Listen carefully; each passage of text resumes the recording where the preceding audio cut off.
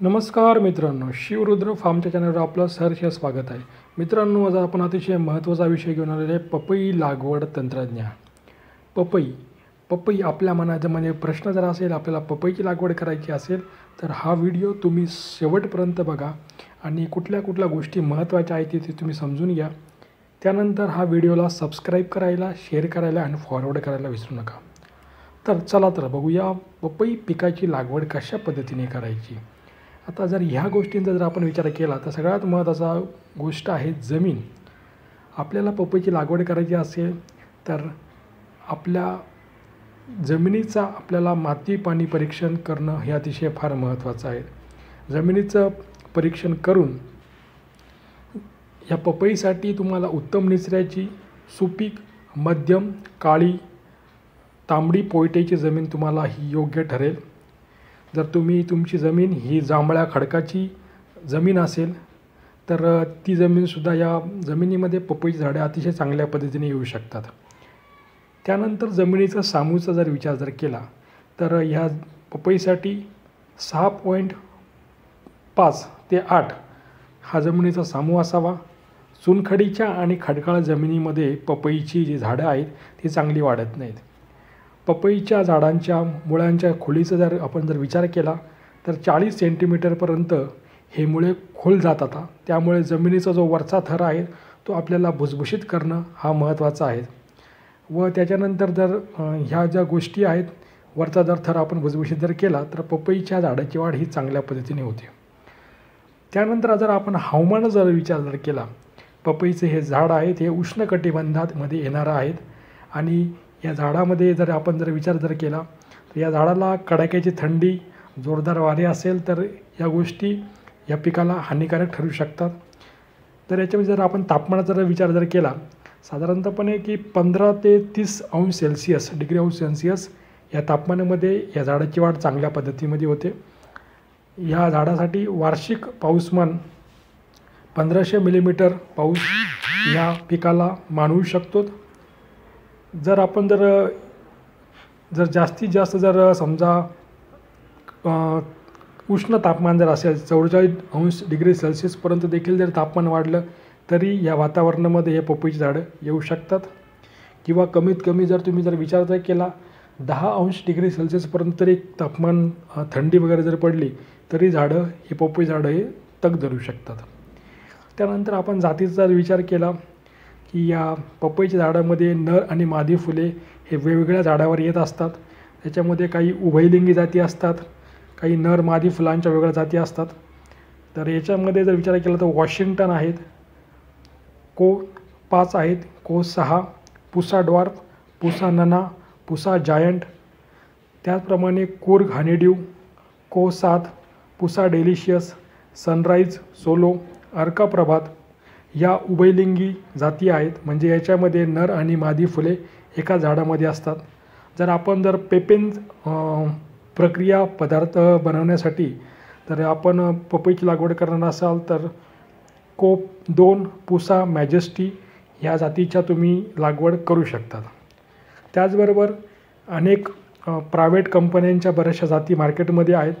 तर आपण ह्या तज्ज्ञांच्या सल्ल्यानुसार देखील आपण याची लागवड करू शकतात. जर आपल्याला बियाणांमार्फत याची लागवड करायची असेल, आपल्याला याची रोपं तयार करायची असतील तर याच्यामध्ये तुम्ही ताजे बी वापरून तुम्ही याची रोपं तयार करू शकतात. एका हेक्टरसाठी 250 ते 300 ग्रामपर्यंत बियाणं तुम्ही वापरू शकतात. ही बियाणं तयार करण्यासाठी पॉलिथिनच्या पिशवीमध्ये तुम्ही याचा वापर करू शकतात. साधारणतपणे 150 गेजच्या 18x33 सेंटीमीटर या तुम्ही गोल बुडं असलेल्या या प्लास्टिकच्या पिशव्या तुम्ही त्याच्यामध्ये थोडं शेणखत, कुजलेलं जे कंपोस्ट शेणखत जर तुम्ही वापरून त्याच्यामध्ये एकाच्या वेळेस 2 ते 3 बिया लागवड हे तुम्ही करू शकतात. आणि तुम्ही जर बघितलं तर 6 ते 7 आठवड्यानंतर त्याच्यामध्ये तुम्हाला रोपं चांगल्या पद्धतीने तयार झालेले दिसतात.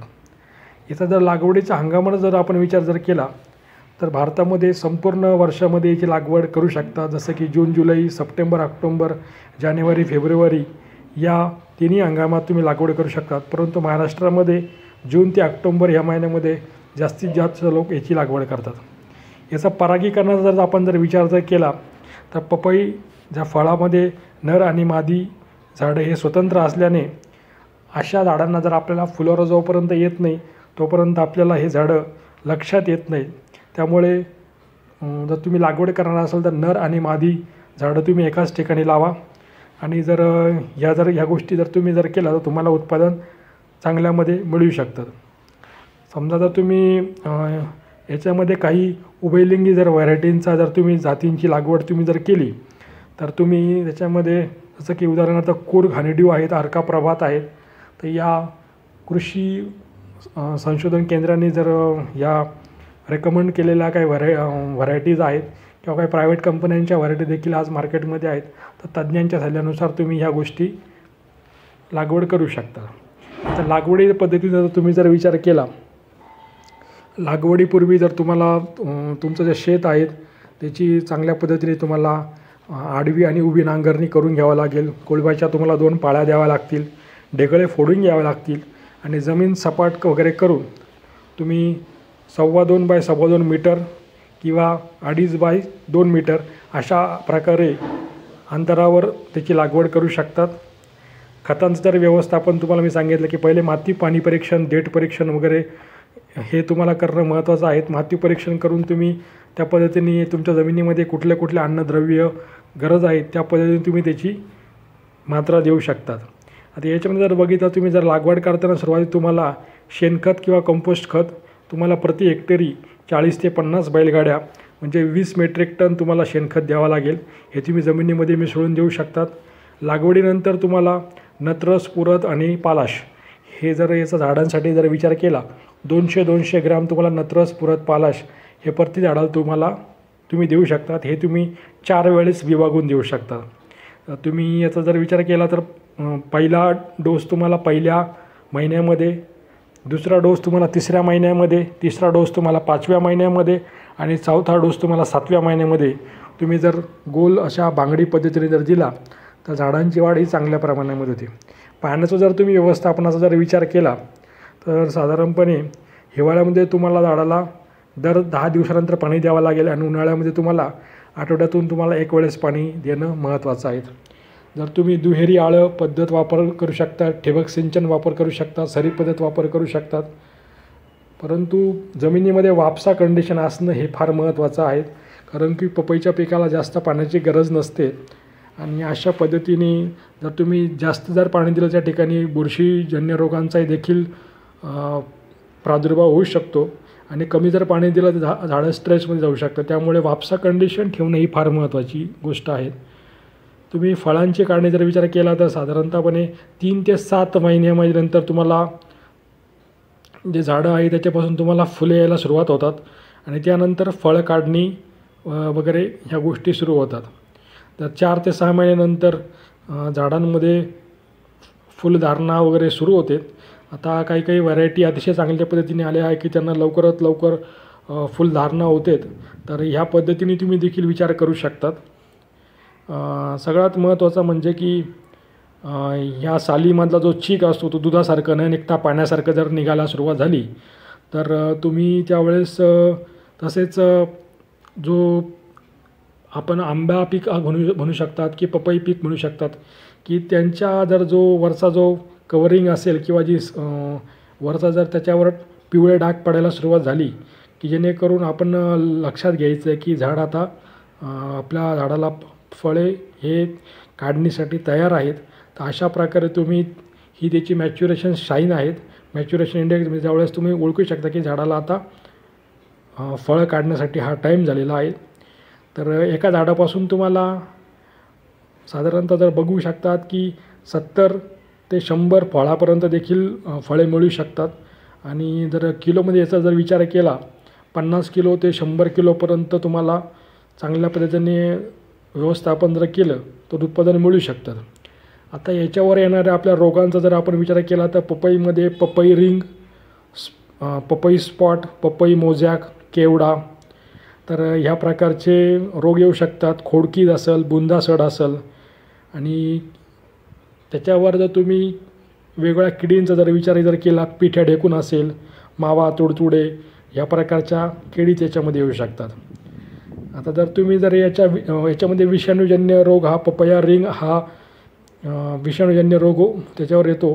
त्याच्यावर जी पपईच्या झाडावरील जी नवीन येणारी पालवी असते त्याच्यावरती पालवी ही पिवळसर दिसते, ही तिची लक्षणे आहेत. त्याच्या पानांच्या शिरा तयार होतात.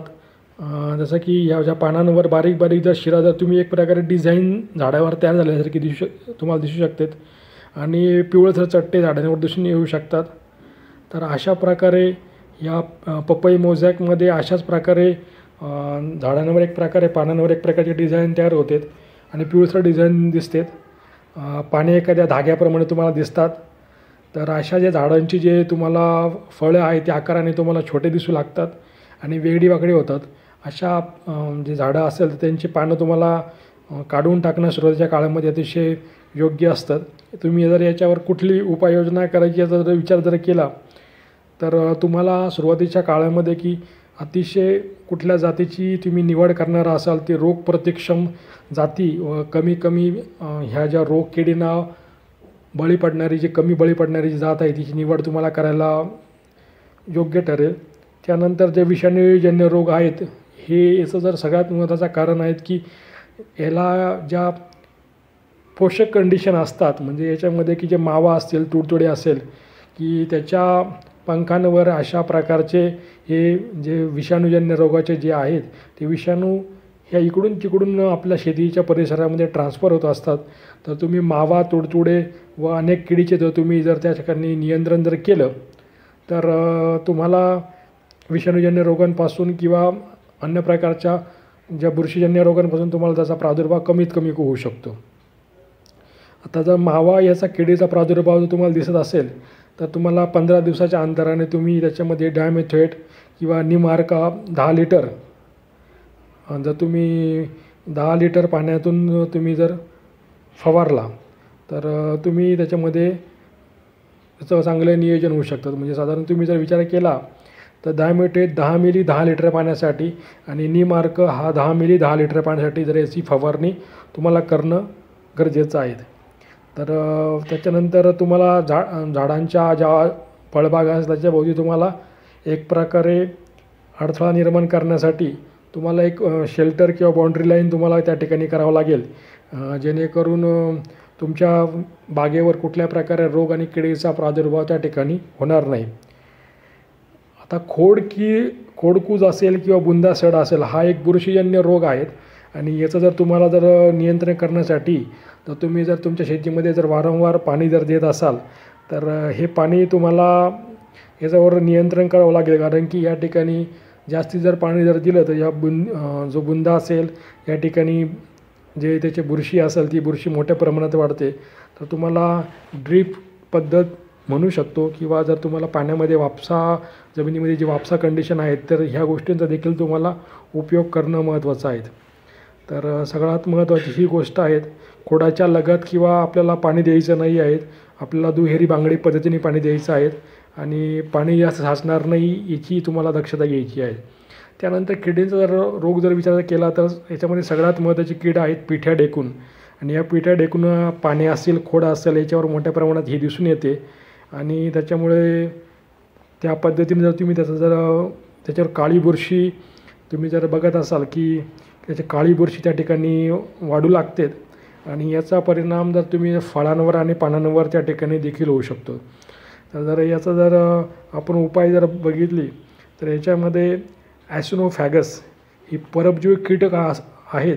तर त्याचा तुम्ही जर आपल्या शेतामध्ये तुम्ही त्याचे वापर जर केला त्याचबरोबर 5% निंबोळी अर्काची जर तुम्ही फवारणी केली तर त्या पद्धतीमध्ये तुम्हाला वेगवेगळ्या बुरशी असतील किडे असतील तर त्याचा पण तुम्हाला या ठिकाणी नियंत्रण करता येऊ शकतात.